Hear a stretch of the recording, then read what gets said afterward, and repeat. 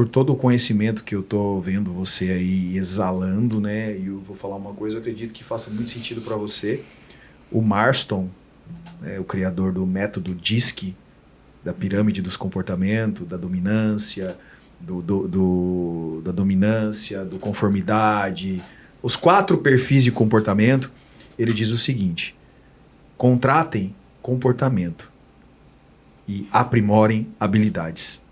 Do contrário, não vai dar certo. Então, tudo que você fala aí bate com essa essência, porque quando a gente tem o propósito, tem o comportamento, tem o perfil da pessoa alinhada, as habilidades você só molda ela de acordo com a operação.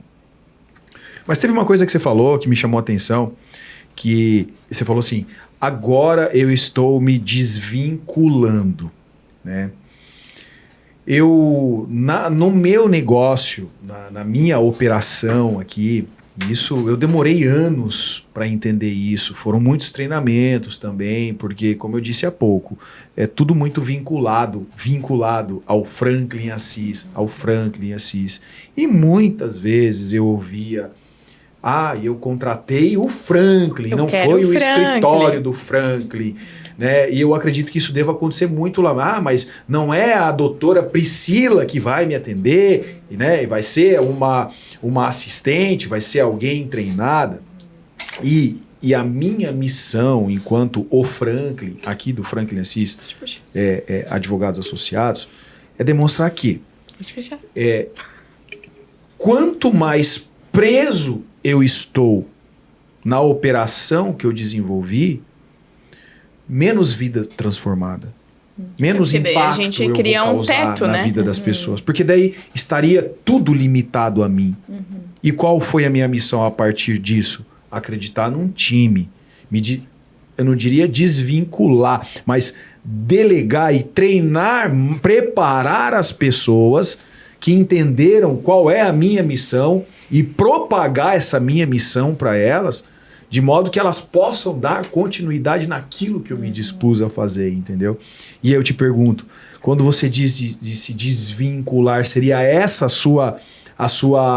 seu propósito, seria essa a sua intenção em propagar o seu conhecimento para que quanto mais pessoas você puder treinar, puder levar adiante a sua ideia? Exatamente, porque antes a clínica levava o meu nome, igual é o seu negócio. Então as pessoas chegavam e esperavam por mim em tudo. Sim. E isso me limitava absurdamente. Então eu passei por um processo de fazer os pacientes entenderem. Porque antes era eu que agendava, eu que fazia massagem, eu que fazia o pós-venda, o pré-venda, tudo.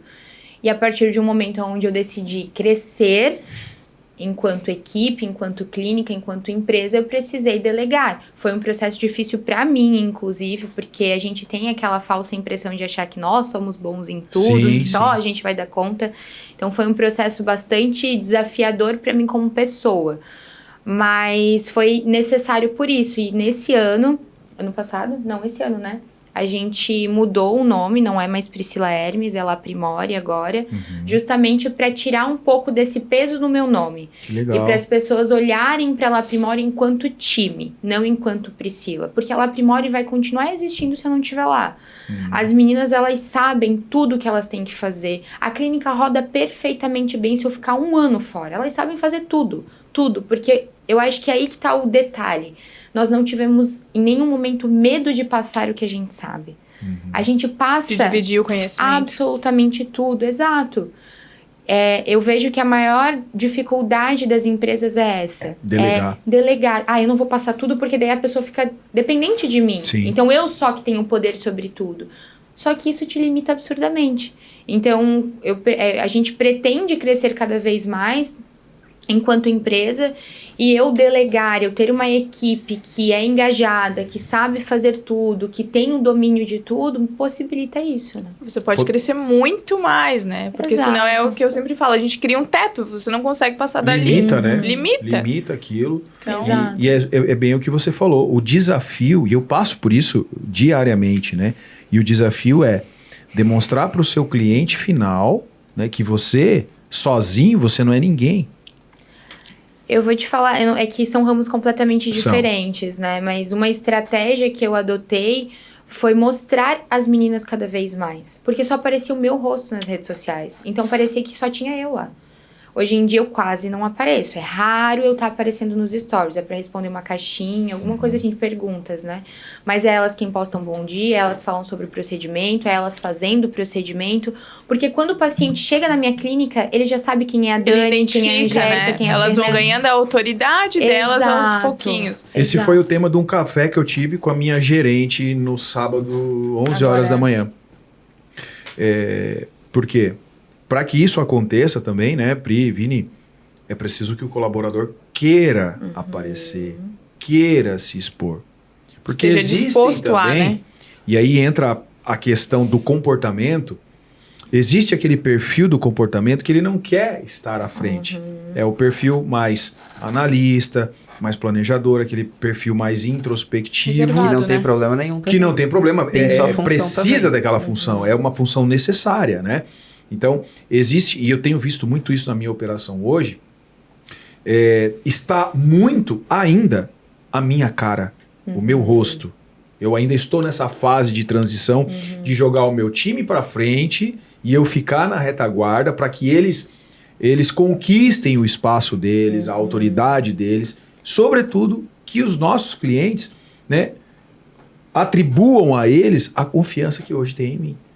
Mas eu acho que a maior dificuldade, não no seu caso, mas que eu encontro com as nossas alunas, é o ego.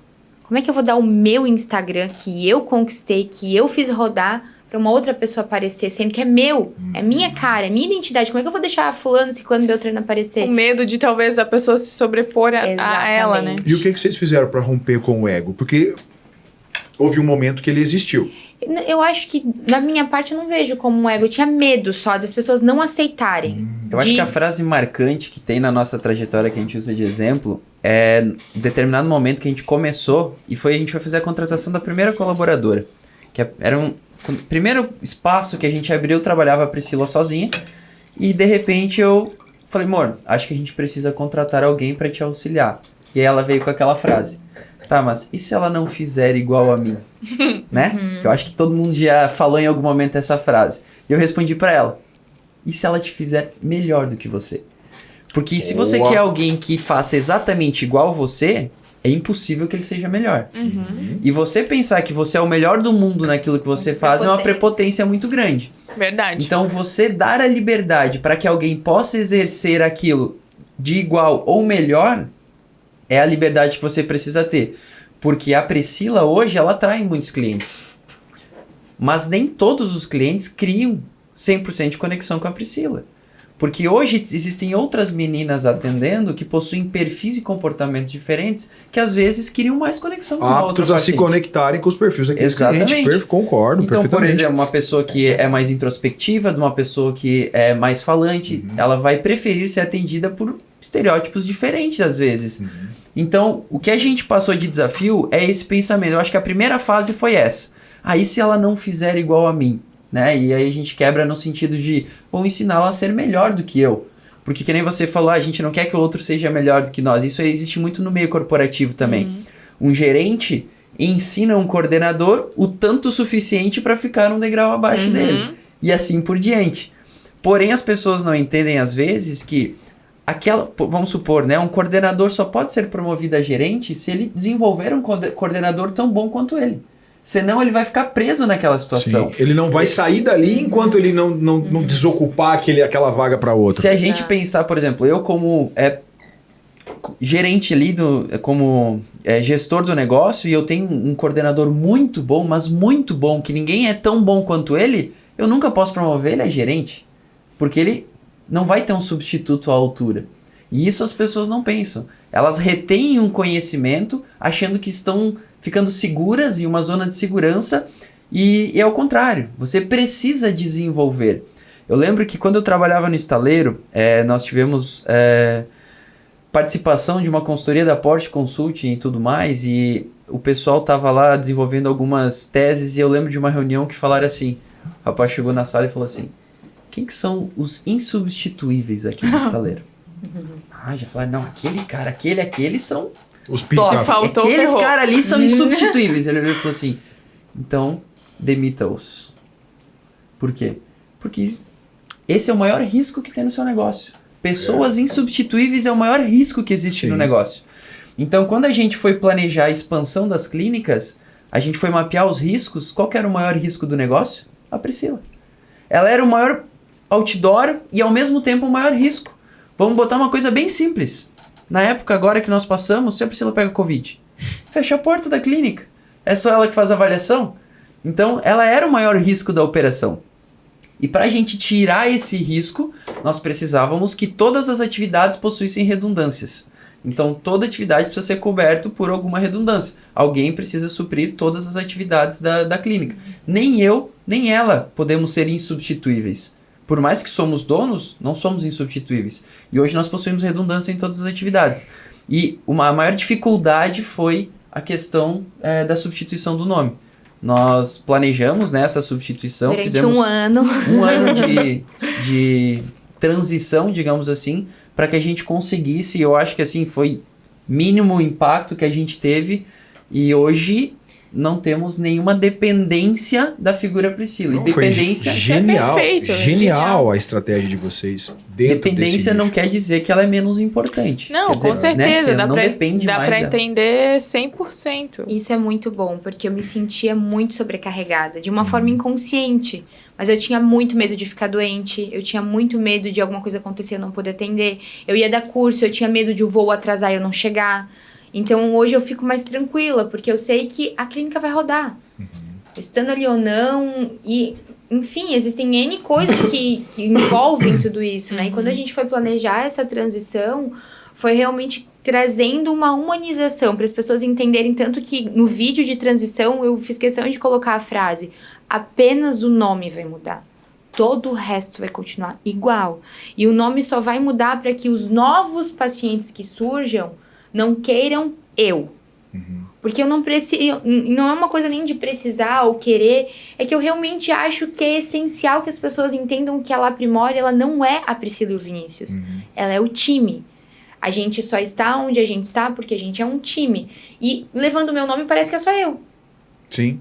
Então isso faz com que as pessoas, eu acho que até criem um laço maior com a clínica de forma geral. Porque elas chegam lá, elas olham para as meninas da La Primore e não buscando a Priscila.